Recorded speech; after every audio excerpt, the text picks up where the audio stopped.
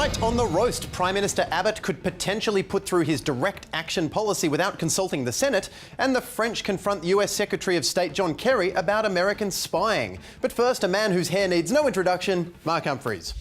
Recounting continues in the seat of Fairfax, with more than half of the votes being challenged by scrutineers, meaning scrutineers are either being extremely petty or the voters in Fairfax really struggled to number a piece of paper from 1 to 8. Scrutineers from the Palmer United Party, where anyone can become a politician, are responsible for the majority of the challenges in what ABC's election analyst Anthony Green is calling a calculated abuse of the electoral process. Well, the abuse may be calculated, but you know what isn't calculated? Votes! They're still calculating the votes. But are Palmer's scrutineers trying to abuse the system, or are they just hanging out for more haute cuisine? It is true that our scrutineers are getting a much better lunch.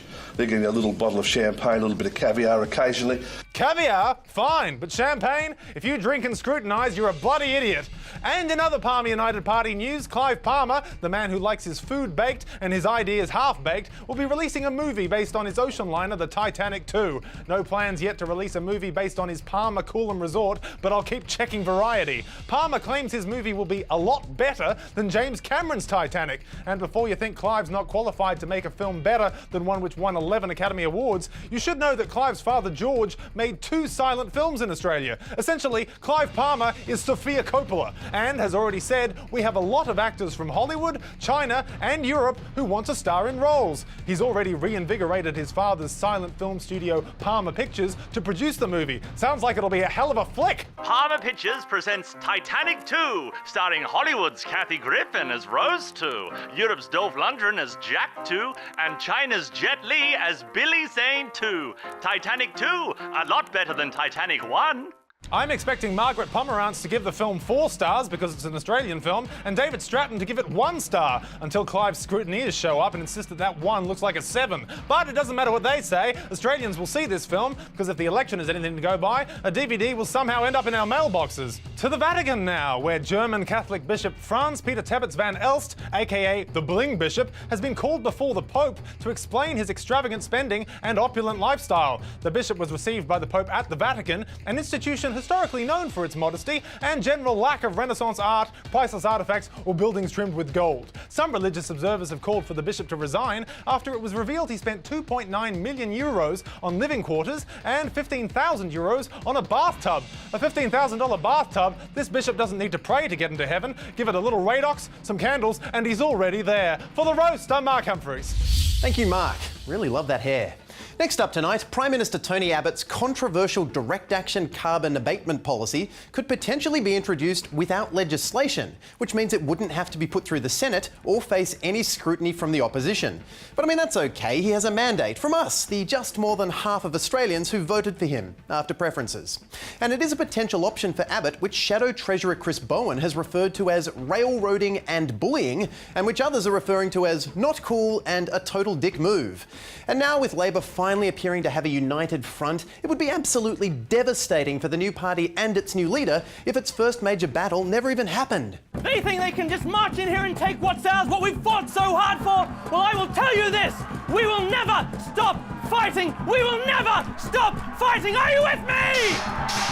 Sir, they've taken the capital. Damn it! How? They went around us. How are we even here? But the possibility of a sneaky Senate pincer move by Tony Abbott is not all that surprising, considering the incoming Senate is set to be controlled by the Palmer United Party's 2 senators, Jackie Lambie and Glenn the Brick with Eyes Lazarus, along with the Motoring Enthusiast Party's sole senator and guy who weeps with joy when he gets a super cheap auto gift card for his birthday, Ricky the Pooflinger Muir.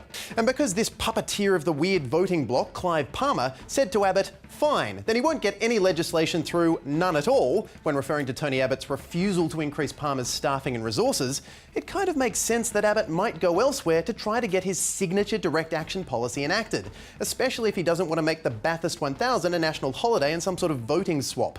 But if a Senate bypass does happen, well, it's sure going to make for some depressing episodes of everyone's favourite, yet-to-be syndicated children's political cartoon about the Palmer United Party senators, Lambie and the Brick.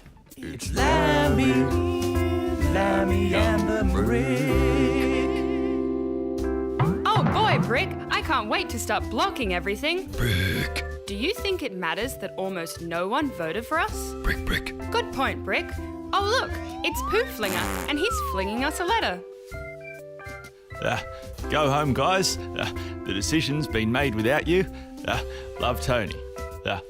Come on, Bricky, let's go home. Brick. Pointless Senate, the upper house is just a house. But the idea of making membership of the upper house effectively a spectator sport so soon after the election is a little disappointing. I mean, we just got to exercise our right to vote, and already we're seeing a return to decades of tradition of using regulation to bypass the need for bringing in new legislation through the Senate. I have to say, I doubt that's what the originators of democracy had in mind. Democritus, I hear you've had a wonderful idea. Please, share it with us. Well, I have a vision of a land where all the people have a say in all public affairs by voting in politicians to a House of Representatives. Sick. And then the politicians should just be able to bypass that shit.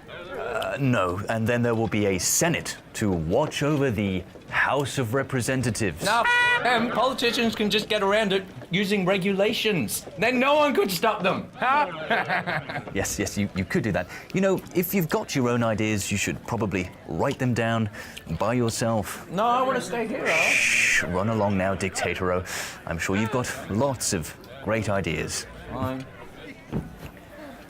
And Dictatoro did go on to have lots of ideas. Terrible ideas, which he then abandoned when he invented the dictaphone and made millions of dollars.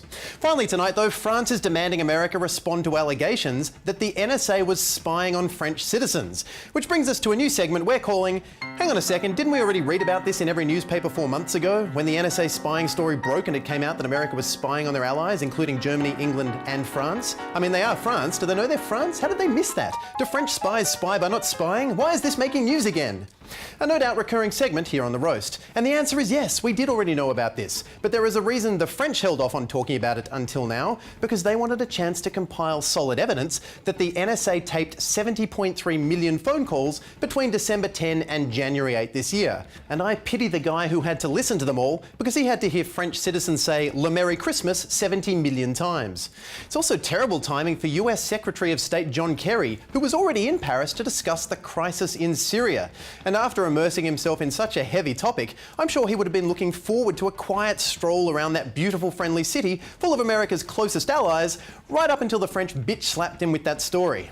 Oh, 8 straight hours of Syria talks. God, I'm glad that is over. Now, if we're all wrapped up here, I've got to go because Mr. Kerry would love a photo at the Eiffel Tower, you know, looking like he's hanging onto the top of it. Oh, so good. Just one more thing. We'd love to talk to Mr. Kerry about the NSA spying on French citizens. Of course, I knew you were going to bring that up because I read the email you sent last night where you said you were going to bring it up. Yeah. That'll be your mum. And it's one thing for the French to ask John Kerry to explain his country's spying habits because he is, after all, the Secretary of State. It's another thing, though, when the French Foreign Ministry summoned the US ambassador to France to explain the revelations. Because if the ambassador was equipped to have those sort of important conversations, he'd be in Washington doing work rather than in Paris doing lunch. And poor ambassador, he has to explain to a staunch ally that the White House's position of surveillance is that all nations conducted spying operations. So really, if you don't want to be spied upon, don't live in a country. Because it seems these days democracies don't just listen to their people, they also listen in on their people. Although I don't know who came up with that bit. And then we just send some sweet spies into foreign countries and we just steal all their secrets. Yes, Dictator, I still feel you're not quite grasping my ideals of democracy. Yeah, this could take some time. Good night. I think what we want is fundamentally different things. I want a free and open government of the people, and you seem to want to concentrate all power in one person. Yeah, concentrate that power, and then erect a statue of me, Dictatoro. Yes, we are still talking about democracy, aren't we? I feel you're talking about a different thing. I doubt it would make the people happy. I don't care about the people. Yes, that's quite the wrong attitude. Have you even read my scroll? Nah.